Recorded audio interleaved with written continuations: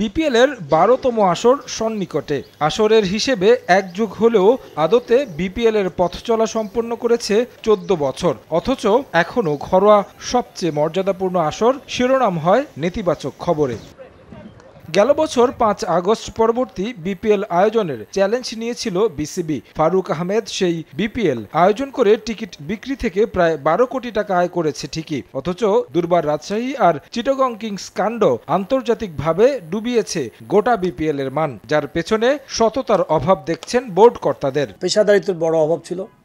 সবাই individual interest খুঁজেছে যে আমরা ইন্ডিভিজুয়াল ইন্টারেস্টে কী করে আন্ডারহ্যান্ডে মানি মেক করবো। বাজে চিন্তার মানুষ ছিল, কি করে সিস্টেমটা বানাবো, মালিকরা যেন লাভবান হয়, দর্শকরা গ্যালারিতে যেন একটা সুন্দর একটা মজা পায়, যেটা আমরা আইপিএলে দেখি। যারা স্পন্সর করবে তারা যেন মনে করে যে না, ওখানে স্পন্সর করতে পারলে আমার বিশাল বড় একটা মাইলেজ আছে। তো আমি মনে করি সুপার একটা ফিউচার ছিল, বাট এটাকে ব্র্যান্ডিংটাকে নষ্ট করে ফেলেছে। ন্যাচারাল ব্যাকটেরিয়ালাইসিসের সুরক্ষায় ফ্রেশ ও অ্যাক্টিভ সব সময়। এখন ধুলাবালি জীবাণু ঘাম ক্লিন বোল্ড রিমার্ক। ১২ কোটি টাকা ১৩ কোটি টাকা প্রফিট হয়েছে, কিন্তু আমার হিসেবে অঙ্ক মেলাতে গেলে যে ব্র্যান্ডিংটা ড্যামেজ করেছেন আপনি, এই যে রাজশাহী যে টিমকে দিয়ে টাকা দেন নাই, নোংরা সোশ্যাল মিডিয়াতে টিভিতে সারাক্ষণ এই ওই দেশে বিদেশে বিভিন্ন প্লেয়াররা যে সমালোচনা করেছে, খেলোয়াড়দেরও কনফিডেন্স হারিয়ে গেছে।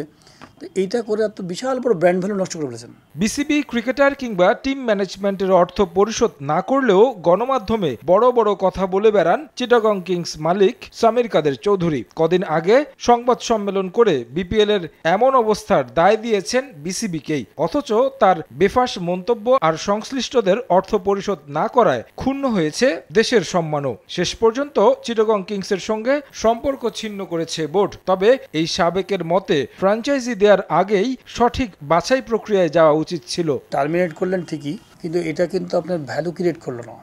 ভ্যালুটা অলরেডি আপনি কিন্তু নষ্ট করে ফেলেছেন, ড্যামেজটা। আমি চিটাং টিমকে দিয়ে বলছি না, ওভারঅল বিপিএলের যে ভ্যালুটা, আপনি আবার হয়তো এই বছরে একটা টিমকে নিলেন, ঠিক ডিফল্টার হওয়ার মতো টিমকে নিলেন, লাভটা কী হলো?